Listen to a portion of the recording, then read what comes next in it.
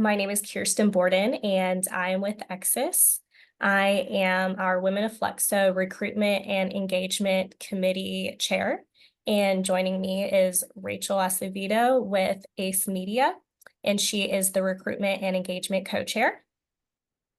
If it's your first time joining us, welcome. We typically start out with a brief overview of Women of Flexo and then run through some of the things that we're currently working on. And then we'll hand it over to Kara for her presentation. And then we'll end with a Q&A session. So if you have any questions, feel free to submit them to, I believe it's either chat or Q&A button. There's a Q&A button at the bottom that you can go ahead and click, and yeah, that's how you can submit questions. Yep. And with that, we'll get started.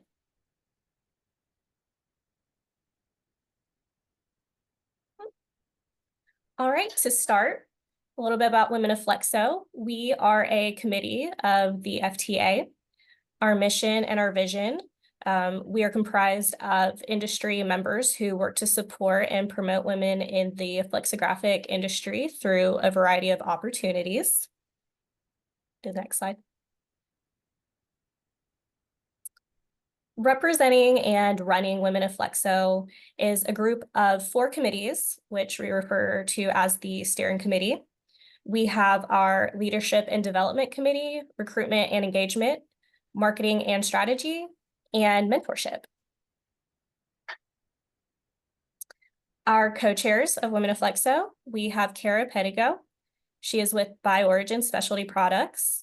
She is our chair and also today's speaker. And then we also have Catherine Haynes. She is with All Printing Resources, and she is our co-chair. To learn more about Women of Flexo, visit our website, womenofflexo.org, or we have a couple contacts listed below. You can email us if you have any questions about our committees or any interest. Feel free to reach out. You can also follow our LinkedIn page. We're pretty good at staying up to date on posts and informing our followers about our projects or events that we're planning. So yeah, so be sure to keep up with us there. And then I'll hand it over to Rachel. Hi, everyone. Before we move over, we already do have a question on if the meeting recording will be shared later. So Sharon's, our liaison from the FTA. Will the meeting recording be shared after this meeting? Yes. Okay, awesome. Yep. And then we'll post to our website. We have under resources, we house all of our lunch and learns. So you can even go back and review some of our older lunch and learns that we've hosted in the past as well. Awesome.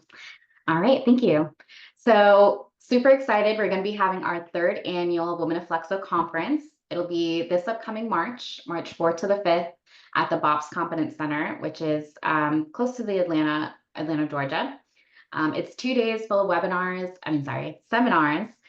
presentations, and networking. We also have raffles and giveaways. BOPS will be doing a press demonstration as well as a facility tour. Lunch and dinner are provided during this time. We are definitely looking for sponsors. So if you're interested in attending, also reach out to your leadership and ask if they'd be interested in sponsoring us and helping us support to make it a fantastic event for you all. We do have our speakers very close to being lined up, so the agenda will be released very soon. So we'll get that out to all of you guys. To register, so next slide. Yes.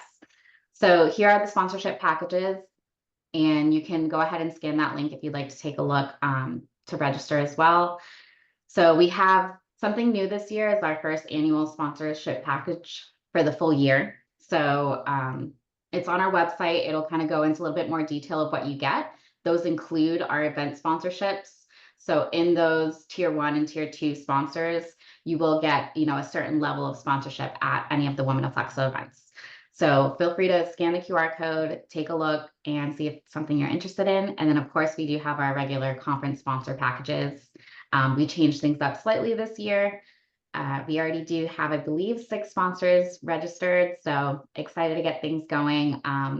the more the merrier, because then that just means we get to put together a fantastic event for you guys. And registration's now open. So go ahead and scan this QR code if you'd like to register yourself or anyone in your company. You can also reach out to Kirsten, who's again the chair of our R&E committee, and we're responsible for putting on the conference. So here's her email if you'd like to get in contact, if you have any questions. And with that, I'll hand it back to Kirsten. All right, well, we're about ready to give Kara the stage. I'll give a quick introduction. So Kara is the marketing manager at BioOrigin Specialty Products, a specialty paper manufacturer, and she is the current chair of Women of Flexo. She graduated from the University of West Georgia with a bachelor's in marketing and business management, and she jumped straight into the Flexo industry after that. She joined Women of Flexo at their inception in 2019 and had a hand in establishing the marketing committee. She served as the marketing committee chair until transitioning into the Women of Flexo co-chair position in 2023 and then chair in 2024. So we're very excited to hear her presentation. And with that, I'll hand it over to you.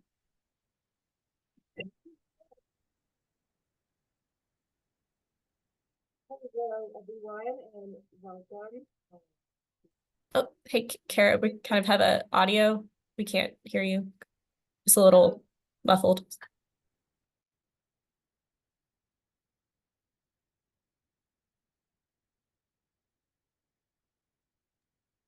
Is this any better? Yes, much better. Thanks. Perfect. Okay, sorry about that. Oh, not sorry. So, this topic is actually near and dear to my heart. I have had a lot of experience with this. So, I originally presented this topic at our last Women of Flexo conference, and it was so interesting getting to dive into sorry syndrome and really learn about what it is, what it means, where it comes from, and then how to, kind of move past it and cure yourself of sorry syndrome. So, I'm really excited to share this with you today, and I hope that you'll be able to take something from this, um, take it into your everyday lives, and um, use the tools that we are going to go over today. So to start off, what is sorry syndrome? It is excessive apologizing when you do not need to apologize. And so that is some examples are, say you get an email and it takes you a few days to respond, your first instinct is to say, apologies for the delay, or, sorry, just getting to this. Another one is, say that you're in a grocery store and you're looking at something on the shelf, somebody walks into your space and is trying to look at the same thing. Maybe you scoot over and you're like, oh, sorry. Like, you were the one in the way when you were not. Another example is, say you're in a meeting and you have a question or you don't understand something, you raise your hand and the first words out of your mouth are, sorry, but I don't understand this, or sorry, but I have a quick question. So none of these situations that we just talked about require an apology. It's just kind of a habit, kind of how the word like has just made its way into all of our vocabularies, and you don't even notice it anymore. And unfortunately, women are more affected by sorry syndrome than men. And why is that? So there was a study done at the University of Waterloo, Canada, where they took a group of participants of men and women, and they had them keep daily diaries of every time they said sorry and what their offense was that they were sorry about.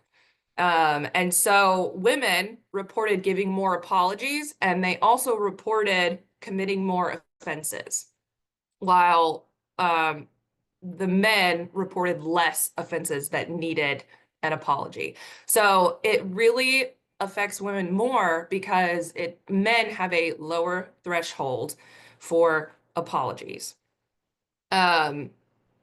women, or they have a higher threshold for what they think requires an apology. So back to that meeting example, you know, say you're in a meeting and women might think, I have a question, but I don't want to hold everybody up, or, um, you know, I people are trying to get out of here. You're thinking about everyone else around you, while a man might think, I have a question, and that's the end of it. So that's an example of the threshold that men have. Another reason that women are more affected, girls and boys are raised differently. I'm sure that we know this, or that you've noticed this. I'm sure that we've all heard the term, boys will be boys. And I'm sure at some point in our lives, we have been told to act more ladylike. So it's just the way that boys and girls are raised in our society. Boys will be boys. They're loud, they're rambunctious, you know, but girls need to be ladylike, which is they need to be quiet, they need to be polite. Which leads us into our last point, which is politeness.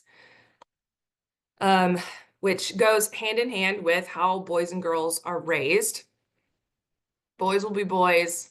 You need to be more ladylike. It's just putting girls in that box of what they think, you know, how women should act, and what good looks like. And so women are kind of told to be smart, but don't be the smartest one in the room. And they're told to be assertive, but don't be too assertive. That comes off as bossy, or, you know, you're hard to work with. While men are not told those same things. And so politeness does not just include apologizing. It also includes a thing called, I think it's posturing. So it's not outright saying sorry, but it's kind of on the fence, wish-washing. So you have a question, instead of saying, sorry, I have a question, you're just, excuse me, can I ask? Or you have something to say and you're like, well, I might be wrong, but this, and this. When you know you're not wrong, but you don't want to be assertive. You don't want to be too assertive. You don't want to be hard to work with, which is, you know, a little crazy. So why do we do it? There are a few reasons as to why we over apologize, and we just talked about some of them, and we're going to get into a few more reasons. So why do we over apologize? It comes from childhood. Looking back in your childhood, we are going to hold a therapy session real quick. Looking back in your childhood, at some point, somebody made you feel wrong, or fearful of punishment. And so you overcompensate by apologizing unnecessarily. Another thing is insecurity. Low self-esteem really plays a big part in feeling like you need to apologize for minor things. Feeling like, you know, you don't belong, kind of that imposter syndrome, and feeling you don't deserve to be there, don't deserve to take up space, so you feel like you need to be apologizing, which I'll just say right now is not true. You deserve to be where you are. You worked hard for it, and you deserve to take up space just like everybody else. And another reason is society. It's just the society that we're raised in. Like I said, boys and girls are raised differently. Men and women are treated differently. I'm sure we have all experienced that in some way. So different expectations that are put on boys and girls as you're growing up really shapes your subconscious. It really shapes your actions as you enter adulthood and the workforce. Okay, so this is one of my favorite examples. This is just like a stark, in your face example of ways that boys and girls are raised differently, and the different messaging that boys and girls have pushed on them. So these are examples of real life magazines I'm not sure if they still exist today, but at some point these did exist. It's Girls Life and Boys Life. So it's the same magazine, but it is pushing towards girls and it's pushing towards boys. And I'm sure that you can see the major differences. So on the Boys Life cover, it's Explore Your Future with pictures of, planes, and you can be a police officer, you can be a firefighter, you could be an astronaut, a doctor. Explore all of your incredible options for your future, or this STEM issue that they had, all about science and things that boys should be interested in and pursuing. While on the other hand, on the cover of the Girls Life magazine, it's fall fashion you'll love and how to wake up pretty. And there's a quiz on one of these that's like, are you ready for a boyfriend? So it's just the messaging that is pushed towards girls and the messaging that is pushed towards boys is very different.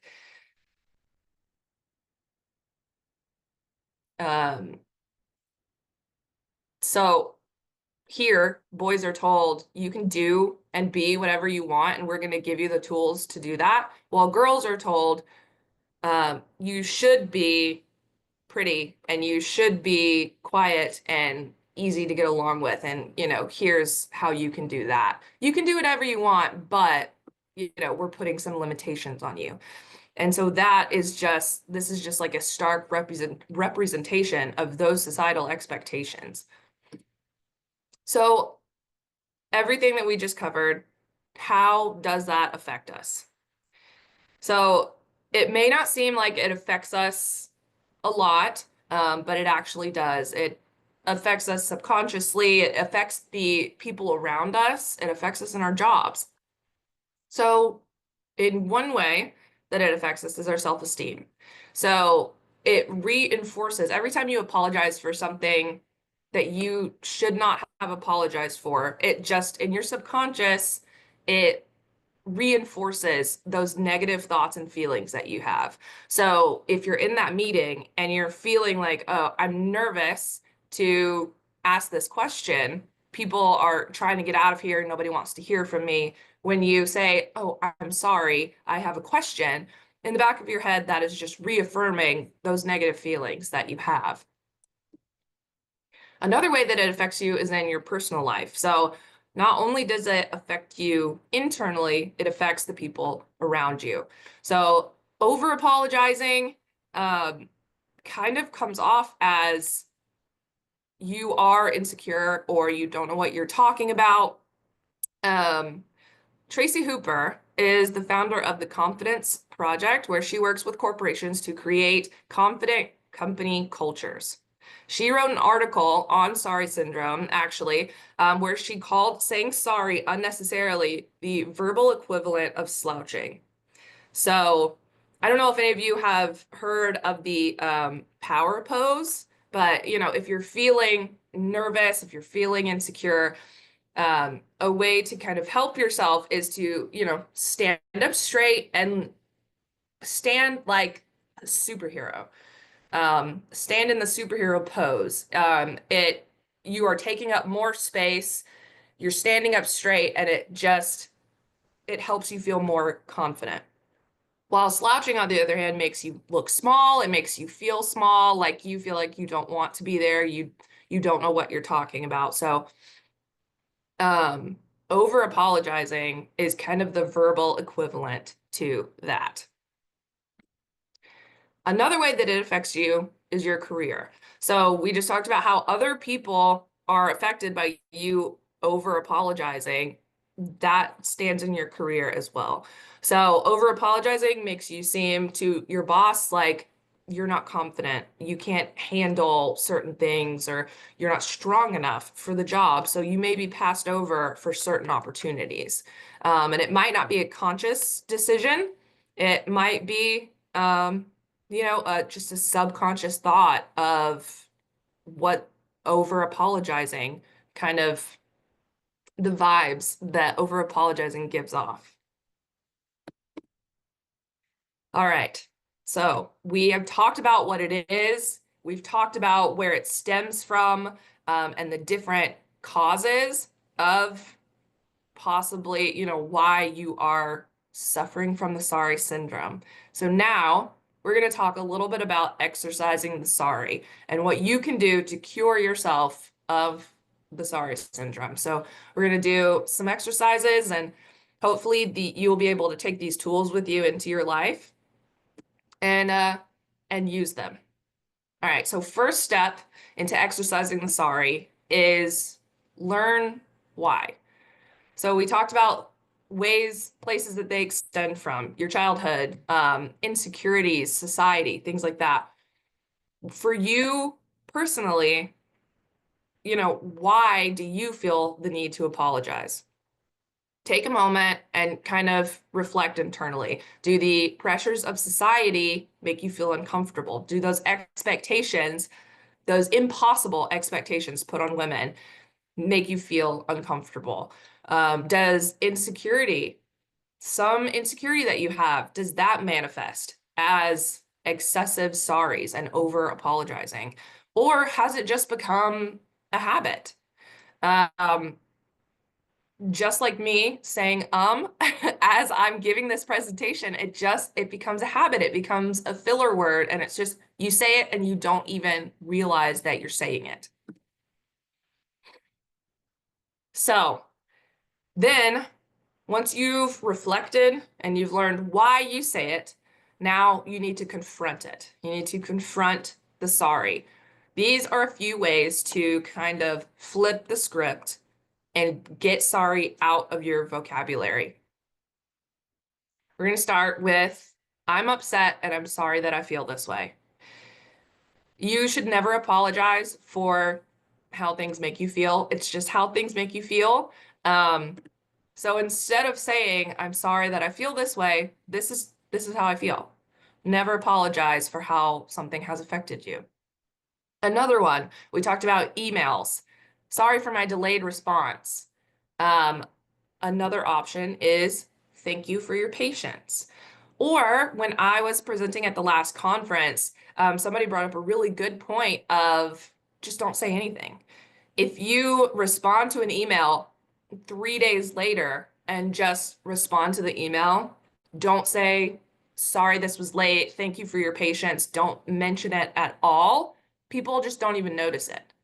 So unless someone has emailed you multiple times and is saying, I'm still waiting for a response, I still haven't heard back, you really could just not even mention it because we're all busy. We've all got things to do.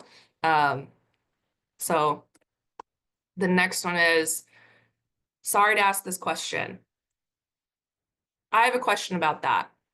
Just straightforward. There's no need to say, sorry, but there's no need if you don't understand something. If you need clarification, then you need clarification. There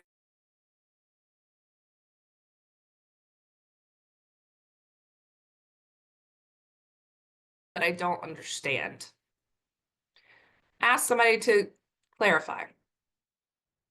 Can you clarify? Taking the apology out of it completely. Okay, so now you have those tools. We've looked back and we reflected and we understand what things, maybe from our past in society, insecurities is causing us to feel like we need to apologize. We have confronted it and, we have thought through new language to use, completely taking sorry out. So now we're going to experiment. First step is pay attention to yourself and count how many times you say sorry in a day. It will surprise you. Once you start paying attention to it, you're going to notice that you are saying sorry so often. I can tell you I've said it 3 times just today. I am at a company meeting this week, and just like walking through the meeting room, I'm squeezing past somebody and I say, oh, sorry. I could just say, excuse me. So start counting how many times you say sorry in a day when it's not necessary, and you'll be very surprised at how often you actually say it. And you will start to notice how often other people say it as well. Now, what happens if you don't apologize? So in those situations where normally it's just kind of a knee-jerk reaction to say sorry, take a beat. And what happens if you don't apologize? What happens if you're in that grocery store and somebody kind of pushes into your space and you don't say, "Oh, sorry," and move out of the way? What happens? I'll tell you, it's really not going to be anything awful. It might feel uncomfortable. It might feel weird or give you a little bit of anxiety, but once you do it, nothing happens. You're going to start reinforcing those positive feelings and those positive actions that are happening. Like we had talked about, saying sorry reinforces those negative feelings. So when you stop apologizing, you're going to see nothing bad happens, and it's going to reinforce those good feelings. And those positive things. And then, like we just did in our exercise, find ways to replace sorry with something else. So, like I said just a minute ago, walking through a conference room, instead of saying sorry to try to get past somebody, I just say, "Excuse me." That seems like common sense, but it's just the first thing out of my mouth as a habit is, "Oh, sorry." So, finding ways to replace sorry with something else. All right. So that is sorry syndrome. I feel like I kind of flew through that. So I want to hear any questions that you guys have about sorry syndrome. If you feel like you are suffering from sorry syndrome, or you have questions about how to cure it, I want to hear your questions. Let's talk about it.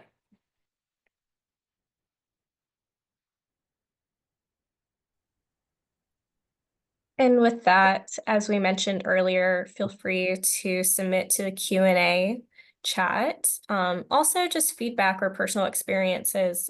This was actually a really good conversational piece. And so we had a lot of people kind of come to us with their experiences. And that was really interesting to hear what other people's takes or ideas of how they've dealt with it in the past. So, Hey, Kara. Yeah. I had a question. Oh, sorry, Jenny. Go ahead. Go ahead. I wanted to ask kind of, how do you balance like not apologizing, but then also not coming off as arrogant or almost rude, But Mhm. that might be my own assumption, and it's not really coming off that way, but go ahead. No, and that goes back to like the impossible expectations that are put on women. So I don't know how many men you've heard ask a question like that. How do I say something without sounding arrogant or rude? They say it, and it is what it is. So I know it kind of goes back to that experimenting, like just kind of see what happens. If you have a question or a statement and you know what you're talking about, just say it and don't make apologies for it, or be kind of wish-washy about it. Just say it how you want to say it and then kind of see what happens. And I bet that it won't, like you said, I bet it's more in your head that you feel like you're being aggressive or pushy or bossy or something like that, but other people don't actually see it that way. Thanks. that's a good point. Hey, Kara. I think we talked about this as well too during the conferences. In one of the situations where you might say you're sorry is when you're walking past somebody and you kind of get out of the way and let them come through. And one thing that I've noticed over the last year that I've started doing is just keep walking. Don't move out of the way, let them move out of the way, especially if there's a lot of area to move around in and stuff as well too. But I think we find ourselves kind of scooting out of the way and saying, "Oh, excuse me, sorry," whatever too. And yeah, charging through now. Yeah, no, that's a good point. And I've seen it's like it was an internet trend a while ago that I saw. Well, that's where I saw it. Where it's like if you're walking down a sidewalk and it's normally men. If men are walking towards you, you usually find yourself stepping out of the way so that they can kind of go past you. And women started just like sticking to their path, and they said it's amazing how many people just run smack into them. because they are not moving out of the way. So yeah, that's kind of the same thing that you were just talking about. All right, we do have a comment in the Q&A. I think it's more of a comment than a question, but I'll read it really fast. It says, Okay. I remember this presentation from last conference. I keep trying to practice, but the sorry syndrome is so ingrained in me that I keep saying it. So it's an everyday exercise and it takes a long time for me. From the question that just happened to not come across as rude, is not apologize, is to across as rude, is not apologize, say excuse me, and just smile. A smile breaks a lot of tension, which is actually a really good point. And Yeah, with for the sure. exercises, yeah, I think it's about coming up with other fillers fillers other than sorry. Mhm. I think is a good practice there. I Yeah, know. Oh, go ahead. oh, sorry. I was just gonna say that I just said sorry again. It's a habit that is so deeply ingrained in you. So it's like any other habit that you have that is hard to break. You have to work at it every day and find new ways to replace sorry. And we were actually just called out for apologizing for interrupting each other. So thanks for Yeah. Yeah. as soon as you said that, I caught myself. Oh, Yep. See, bad as soon as example. you start paying attention, you're gonna notice that you say it so often. I still catch myself saying it all the time. Is there maybe a time where an apology is a positive? So I think when you've committed an actual offense, maybe you're working on a project with a group and you drop the ball on what you were supposed to do. I think that might be a good time for an apology. But then in some of those other examples where it's like you're just busy and you can't respond to the email right away, it's not necessary for you to say, sorry about this. But there are definitely there's a time and place for genuine apologies, for sure. And I wonder too, I think maybe in sales or just when you're trying to get on someone's good side, maybe like it's a way to break down a barrier. But yeah, maybe we can find other ways because we don't want us to look weak at the same time. Yeah. And we got another question. And I think this is a good question here. So it says, curious what your thoughts are for women that work with very traditional males that may have the same confirmed bias that women should be polite and boys will be boys. Yeah, I mean, that's a really hard one because it's so deeply ingrained in our society. And there is a difference between being polite and being over apologetic. You can still be very polite and professional without apologizing over every small thing. So it's kind of just finding that balance and finding those replacement words. So instead of apologizing, you're still being cordial, you're still being professional and polite, but you're not apologizing. We have another comment that I think is so true. The comment is, I think sorry holds more weight when you use it less. Yeah, Yeah, I yeah, think for that's a really good sure. point. I have a quick comment back to Michelle's question about um, women should be polite and boys should be boys. You might check the code of ethics for the company. Maybe might want to look around because things are changing a lot of the business area. So, Oh, I mean, yeah. It's funny. DEI is getting pretty big out there. So you might just look around a little bit more. So Yeah. And I think a good question that came up at the conference too was, how do we make sure this doesn't happen for future girls growing up? Hmm. Yeah, it was really interesting because some people were kind of reflecting on themselves and because they have kids and they might have sons and daughters and they're kind of reflecting and noticing, oh, I do treat my son and daughter differently, which it's not a negative, it's not a knock on anybody as a parent, it's how we were raised, and it's like I said, it's so deeply ingrained into our society, it's just a natural thing. And so I think just making the conscious effort to when you notice yourself starting to put those impossible expectations on girls, or making comments that kind of reinforce those societal norms that are put on women, kind of just stop and reflect and think, why am I saying this? Why am I telling them this? And, switch up, like with the sorry, kind of switch up your language, switch up your strategy there, and just kind of make sure that you're not reinforcing those impossible standards that are put on girls. And I know that it's hard and it probably feels impossible, but I think just small steps make a big difference. I highlighted or I starred when you mentioned that it's also kind of a filler word or a habit, and you can kind of compare it to saying or like in your vocabulary. And I've had a problem with that, and it's something that I've actively had to take time and effort to train myself out of my ums.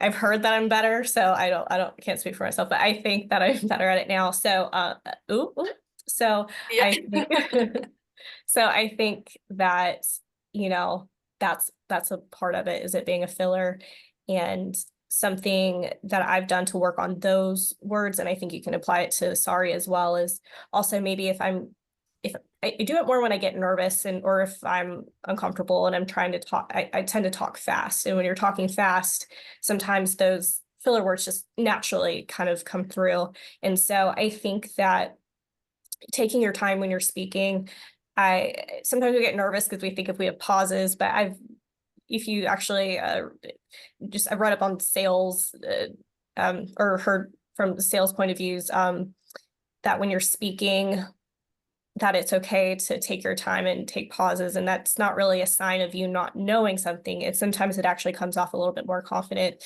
So the point I'm trying to make is I think that we can also take the time when we're speaking, and that's when I catch my ums. And I think that if we're taking our time, we'll catch that from here on out. Now that's kind of in our mind, we'll catch that I'm sorry, and then you'll catch yourself a little bit. So that's another tip that I was going to say. Yeah, I agree with that totally. We have a really interesting question here. So do you Okay. have any tips on recovering when an experiment to not say sorry fails? And they do kind of give a little background that they've seen a group turn on someone that was actually a male, for not saying sorry when it seemed to be a minor offense. And trying to recover, it ended up enraging the group even more every time. Oh my gosh. I think just communication, open, honest, but kind and polite communication. I think that is key. Because obviously whatever that person said, it made the people in his group feel a certain way, and you should never apologize for how things make you feel. And so I think just open and honest communication and kind of talking it out of like, I did not feel like this needed an apology. Can you tell me why it, upset you so much, so that I can be better in the future when I'm interacting with you, kind of thing. That is really interesting. That's kind of a hard one. Yeah. Yep. And I think there was another comment, and I feel like we can kind of follow up with this comment as well, similar idea, a little bit different. But I saw a comment that says, sometimes I feel like using the I'm sorry in sales can be a disarming statement. In sales, wrong, I know. I'm wondering if just making a list of comments that also disarm people. And so with that, I think that that's another yes in sales, and kind of finding other disarming words, but I think that can also be applied to this situation too. Also, I remember from our conference, a good point that was made is that, and it was sales related to, that sometimes, I mean, there are times where you really do need to apologize. I think that, we're not saying to completely cut out the word out of your vocabulary completely. I mean, if there are true mistakes that were made, and need to be addressed, apologize. So, Yes. I think that it's those small I'm sorry's that don't really need to be made, is kind of what we're talking about here. So Anyway, that was Yeah. just me. I don't know if you guys have anything more to add to those questions and comments. Yeah, I was gonna say that, just like going back to that exercise, it doesn't have to be on the fly. I like what you said, like making a list. So when you're paying attention to yourself and counting how many times you say sorry, like that study that was done on men and women, write down when you say sorry and what you said sorry for, and then go back and say, did these actually need apologies?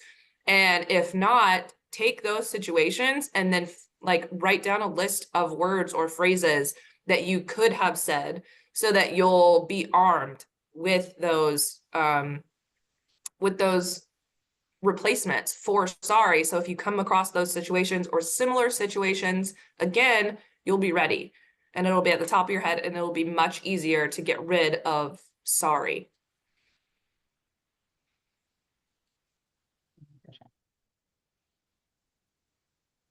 I have kind of a funny question. Okay. Do you think men should apologize more? Like, are they not, or they're Yeah. doing it right? No. I don't think so. I mean, I guess it depends. Because like they're being raised differently, so there's different expectations. And so sometimes that makes men a little overconfident, where it makes women underconfident and insecure when it shouldn't. Sometimes those societal differences can be the opposite for men and make them overconfident. So sometimes I think they could apologize more, but I